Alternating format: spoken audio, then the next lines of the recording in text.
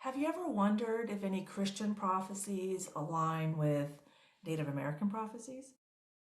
Well, I'm here today to answer that question from my own personal experience. I am the divine feminine reincarnation of Mary Magdalene, and I also live in Ventura, California in Chumash territory. So please like and subscribe my videos if you want to hear more about my story. But today I'm going to dive into two different 2021 prophecies that align with me. So I'm going to start with the Chumash origin story, and then I'll do the deep dive into Mary Magdalene, and because we have to talk about the Spanish Inquisition and killing the Cathars in southern France, and then we have to talk about women being burned at the stake for saying that self-love creates heaven on earth, or saying that a woman can talk directly to God without the church. Women got killed for that. Wouldn't want to be source energy, would we? Okay, let's get into it. So let me share my screen, and I'm going to share my website first. And here in my website under origin story, this is my Mary Magdalene write-up that I have so far, and all the signs and synchronicities that how I kind of figured out last year that I'm the reincarnation of Mary Magdalene. Then I go into a Chumash divine feminine origin story, and let's just go over this together. And so I'll read it with you. Now that I understand how my soul orchestrates my life for self-improvement opportunities, I have to explore why I live in Ventura, California. In the fall of 2024, I experienced enlightenment several times while healing with my original hero from my childhood. With an open heart, I was intuitively shown that the Chumash tribe has been preparing this land for the return of the divine feminine for 200 years. I do not know Chumash history, but I do know that the missionaries treated them inappropriately, to say the least. They removed the Chumash people from Santa Cruz Island right off the coast in Ventura in the early 1820s, resonating with the timeline from my intuitive guidance. When I researched Chumash history recently, I understood why I felt connected to this land. Within Chumash spirituality, the divine feminine is most prominently represented by the earth goddess Hutash, the creator and protector of the Chumash people. Her significance is a central theme in Chumash creation stories and is complemented by the powerful roles held by women in both traditional and modern Chumash history. And this roles held by women is what we're going to get into in the whole Mary Magdalene thing, because, she was Jesus' wife, then turned into a prostitute, and then turned back into an apostle. Okay, what really happened? Hutash is a primary figure in Chumash cosmology, embodying the spirit of the earth and holding a vital place in Chumash creation myths. So, she created the first Chumash people on Santa Cruz Island from the seeds of the magical plan. From the seeds of a magical plan. And I live directly across from Santa Cruz Island. That's Ventura, California. As their population increased, she created a rainbow bridge from the island to the mainland near the Ventura and Santa Barbara County line in Carpinteria, California, just 20 minutes north of me. She had compassion for those who fell from the bridge during their journey. She transformed them into dolphins, who they consider their brothers. She was the feminine embodiment of the earth and provider of sustenance. They worshipped her as a source of their food. She was balanced by her masculine counterpart, the sky snake. Now it's interesting. Snake mythology in early Christianity and in Middle East is also a snake. A guy is a snake. He was Snake and the Dragon. Okay. The Chumash worldview emphasized the harmony between equal and complementary forces, masculine and feminine. Manifesting that worldview in their culture brought the individual and the community into internal and external balance. Chumash women were held in high regard and served in prominent positions of power, complementing the spiritual significance of the divine feminine. In their traditional society, they could serve equally as chiefs, leaders, and religious priests. And so the Crusades in the 12th, 13th, 14th centuries was stomping out other religions that believed that women were equal to men. I mean, the Catholic Church was just suppressing women. It was all men, patriarchy, kill anyone who believes differently, and they believe differently. So you can imagine when the Catholic Church came here in the missions, The 16th, 17th, 18th century, they were along those same lines, and it brought it here.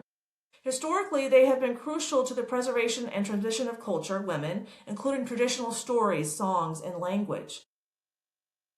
They were also the primary gatherers of plant foods and had extensive knowledge of medicinal plants for healing purposes. Women are healers. We do the internal work. Women are designed for inside work. I got an innie, men got an outie. It's pretty simple here. These traditions support their emphasis on balance and cohesion between counterparts, aligning the spiritual guidance I have received. Okay. Let's go back up to the top. Before my healing journey, I felt extremely internally isolated, which was reflected externally to me in the form of failed relationships. I felt like I was on an island. I didn't know how to depart. So they were supposed to insert a grief pic. Okay, I have fixed my website here. The 6 heroes of my book, including Justin Waller and his best friend Andrew Tate, 2 Fire Academy instructors, all leading me back to JC from my childhood, who's currently the head of global security at GoDaddy. Okay. The 6 heroes of my book helped me make my darkness conscious, helping me open my heart to myself and others. My first hero, Tim, deserves a lot of credit for helping me in that way. He literally got me off of my island by holding space for my emotional pain in kind and generous ways. I mean, here, let me show you how internally isolated I felt. I felt like that picture right there. Let me bring it back down. I felt like that picture. And this picture right here is of a grieving parent. Like the whole heart is gone. That's how I felt about myself. My whole heart was gone from my childhood. I started talking to Tim 5 months before visiting Santa Cruz Island for the first time. Tim lives in Rincon. That is on the border of the Ventura County line and the Santa Barbara County line, adjacent to Carpinteria, right there. I went there for a girls' trip with my oldest daughter. We took a kayaking cave tour and enjoyed ourselves tremendously. 2 weeks later, Tim and I got into a huge fight. While taking a drive up the coast 1 week later, I ran into him next to his home, which is on the beach between the Ventura and Santa Barbara County line. That is the exact spot where Chumash brought her people to the mainland. When I read this story, it felt like my daughter escorted me out of my isolation, and Tim was waiting for me on the other side with open arms. Our fight was a gigantic catalyst for our healing. I faced my fear of men, and he did the same with his fear of women, bringing balance to masculine and feminine energies between us. Tim is also a fire sign, like the sky snake, who gave the gift of fire to the people, warming them and allowing them to cook food. In the fall of 2024, I experienced enlightenment several times while connecting to the soul of my original hero from my childhood. In the beginning, I was shown that I embodied Guan Yin energy, the spirit of compassion. That made sense to me as I had shown my third hero, Andrew Tate, tremendous compassion while talking to his soul while he was in solitary confinement. I resonated with his experience of loneliness. Carl Jung explains why we felt this way, saying loneliness does not come from having no people about one, but from being unable to communicate the things that seem important to oneself, or from holding certain views that others find inadmissible. One time, while talking to his soul, I asked Andrew, you know that your external reality is a reflection of your internal reality and how you feel about yourself, right? He agreed unassuredly. Then I said, so from that perspective, why are you in solitary confinement? And I had to ask myself that same question. And that's how I healed. My kind of self-inflicted isolation of just self-rejection completely. Other people mirrored that back to me because the universe is a mirror for me to see myself and see how much I was wrongfully rejecting myself. He has said publicly that he self-reflected a lot while in prison. My enlightenment experience has opened my heart wider than ever before. I continue to receive wisdom and face catastrophic fears, fueled by the most transformative emotion, enlightenment. Mother Earth energy came out of my heart, making it easier to connect to the collective of souls here on Earth. At the time, I was unaware of the Chumash origin story in Chumash, but I am grateful for the positive reflection into my heart, my soul, my purpose. So in 1821, they said 200 years, and here we are. There it was in 1821 is when my voice finally came back. Let me stop sharing for a second. So on December 30th, 2020 is when I had my first long conversation with Tim. And in that conversation, my lower back pain, I had debilitating lower back pain for 35 years. But when I embraced my womb, and our women, our vagus nerve goes from our womb to our throat, and the structures in our throat are like identical mirror to the structures in our womb. They look like they're just mirrors of each other. Finally, I restored that connection and spoke from my healthy femininity, held a healthy counterbalance to him. He came talk to me after class. I had successfully attracted in a man into my life using healthy femininity that I didn't know how to do before. So that was December 30th, 2020. My voice came back and my shamanic gifts in 2021 started flying out of me.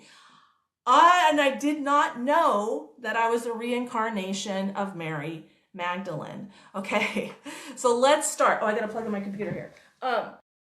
Let's look at those signs and synchronicities and what happened with Mary Magdalene. Okay, we're gonna start with a picture, and the picture is here in Ventura. So the picture, let me show it to you real quick, and then I'll show you the place where it's taken at. Let me share my screen.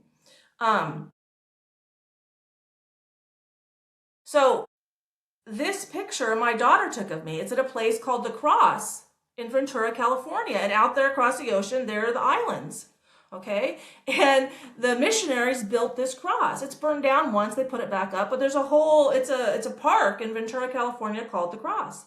And so, I say FAFO, and I'm going to get to the Crusades and the punishing of women and burning women for saying that, as a woman, my intuition, I can talk to God without the church, and that got women killed. Got women killed 1,000 years ago.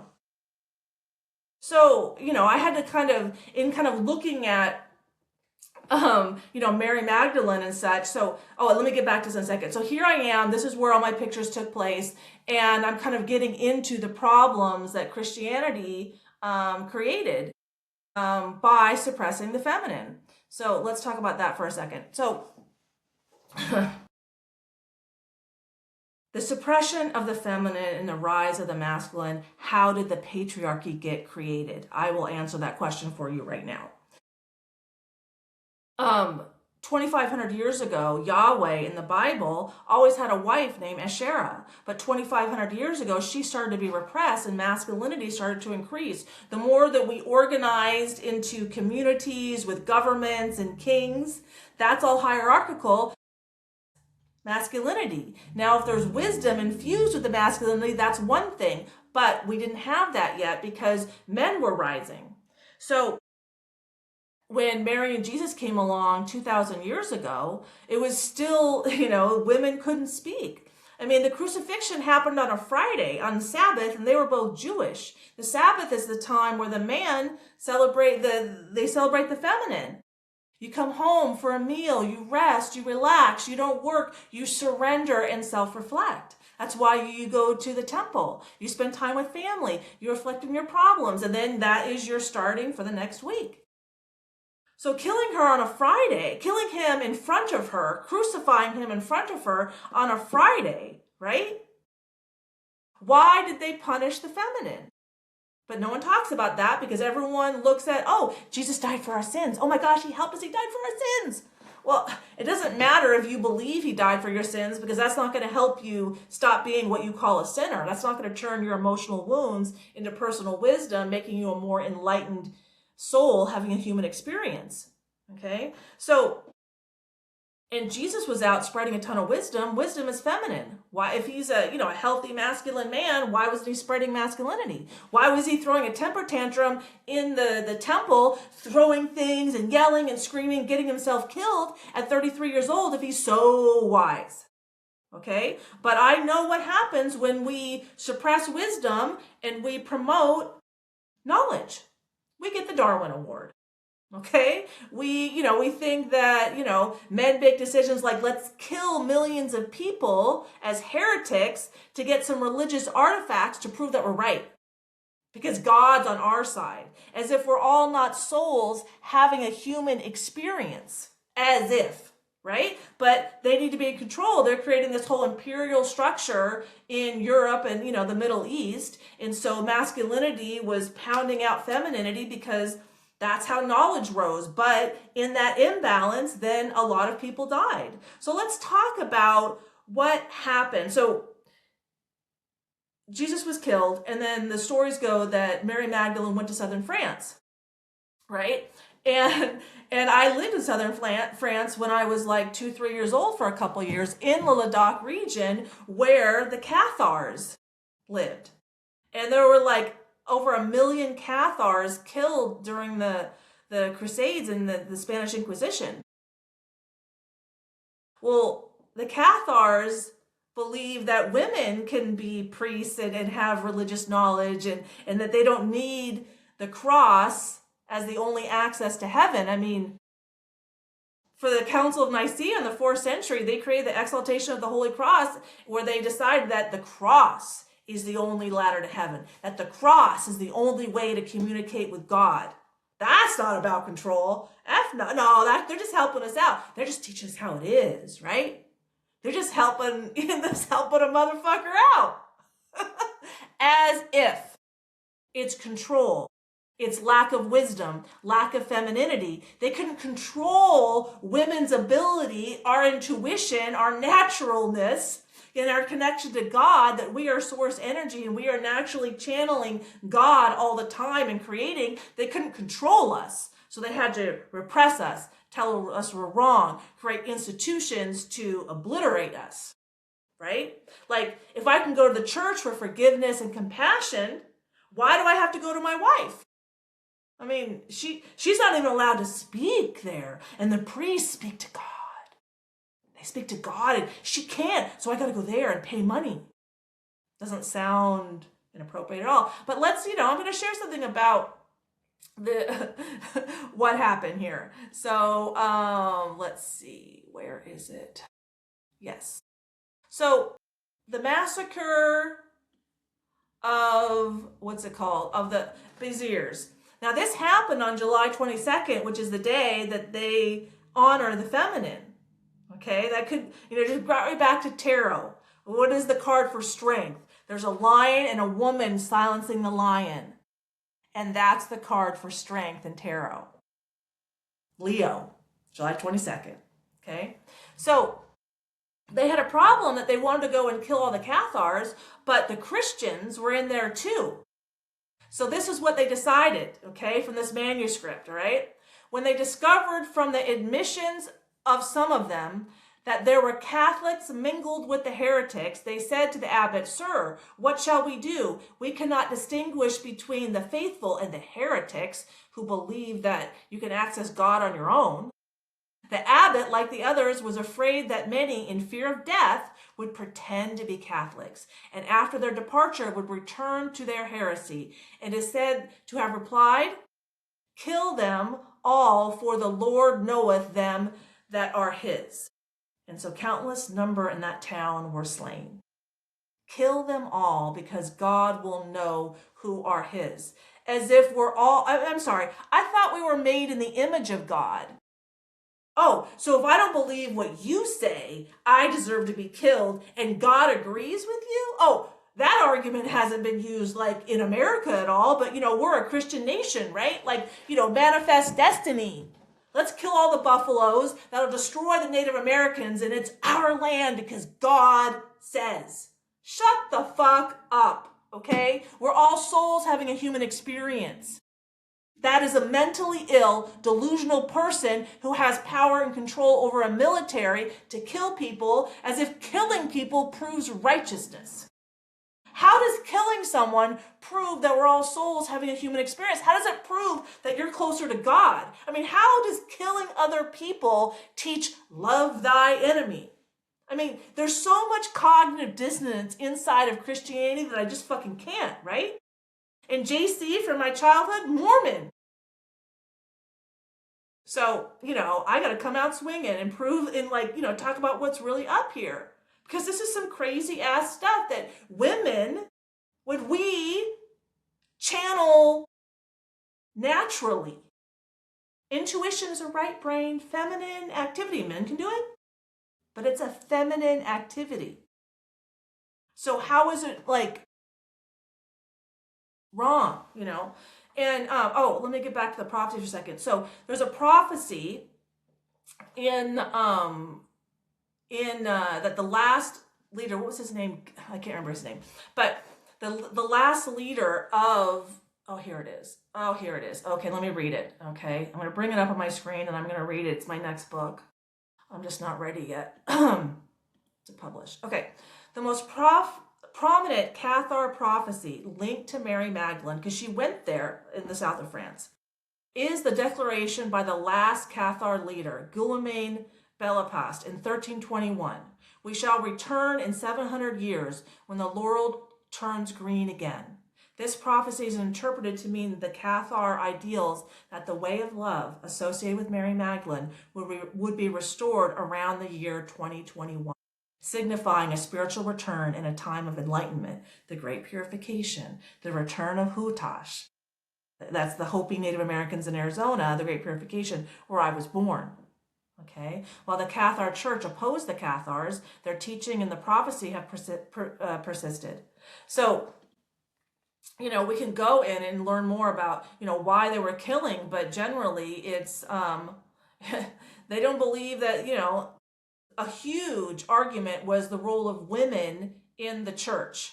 I mean, that was a huge argument for them.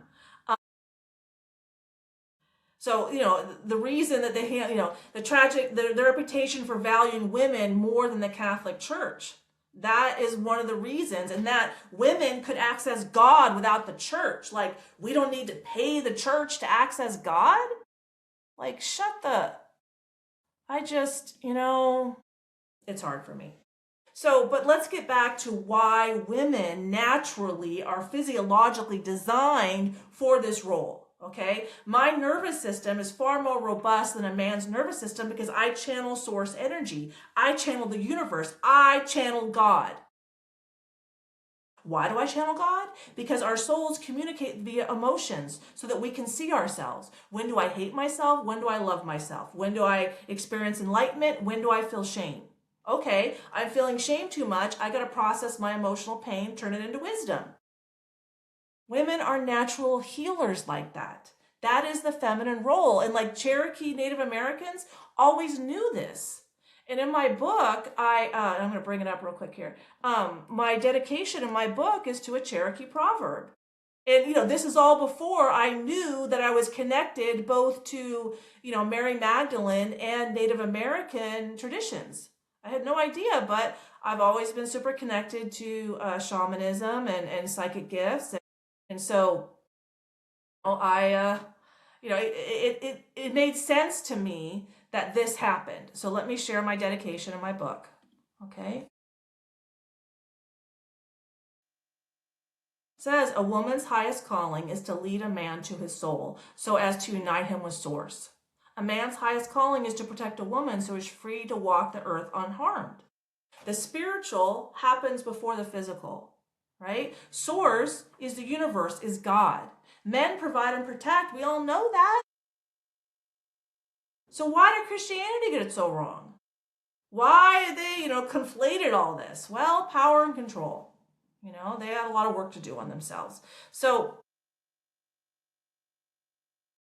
I will continue to, talk about this, but I just wanted to make everyone aware of all of these signs and synchronicities, and one more thing I want to share. So is, what happens when the church gets to lead and tell us that you have to, that the cross is the only ladder to heaven. What happens to women when that's the general belief? Okay, let me pull up something that I shared on Facebook. Where is it? Hang on a second. Here it was. Let me share on Facebook.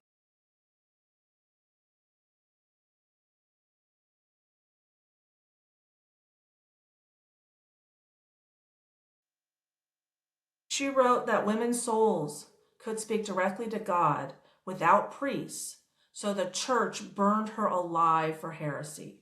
Let's read about her, okay? Um, she wrote that women's souls could speak directly to God without priests. So the church burned her alive for heresy. Paris, June 1st, 1310, around the same time that the Cathars were being killed in France. There are Cathars in Spain too. They're interacting with the Jews. My married name, Buzaglo, comes from the Jews being exiled from Spain and them getting along with the Cathars. And this whole idea that feminine and masculine are equal, that's the Kabbalah, the Kabbalistic Jews, where the European Ashkenazi Jews had a male god, no female god, no equal. I'm just saying a couple things. In the place of grief, a woman was led to the stake. Marguerite Portier, accused of heresy, had spent over a year imprisoned, refusing to answer the Inquisition's questions or defend herself before judges she didn't recognize as having authority over her own soul. Our souls are God. We're made of the universe. The universe is God. How could I be separate from God when my soul is the same as God? How? But this is how beliefs and this kind of self-hate kills us, and this is not love thy enemy, okay? Witnesses later described her calm demeanor, no screaming, no begging for mercy, no recantation. She faced the flames with a serenity that unnerved her executioners. She died for writing a book that claimed a soul could unite so completely with divine love that it transcended the need for church hierarchy, sacraments, or ecclesiastical mediation. Read that again. She died for writing a book that claimed a soul could unite so completely with divine love that it transcended the need for church hierarchy, sacraments, or ecclesiastical mediation. That's exactly what I'm saying. Am I going to get killed? We're in a Christian nation now, aren't we? Am I going to get killed? I mean, I know I won't, but I'm saying the same thing she was saying 700 years ago, and she got burned at the fucking stake. Okay? What the fuck? But this is what happens when we don't understand what is a healthy masculine man and what is a healthy feminine woman, and we only came to the point where it's possible 13 years ago per the Mayan calendar, which is extremely accurate. And then in 2012, that was the end of a time cycle, starting the new time cycle for self-healing. Okay, this is up on my Facebook page, and you can go see it there. But, wow. And I bet that was me. She was the first woman burned at the stake like that. I bet that was me. Because as the divine feminine, I can't ask other feminine souls to do something I'm not capable of myself. And that's why leadership is gnarly. And that's why I'm here. All right. Please like and subscribe. Take care. Bye.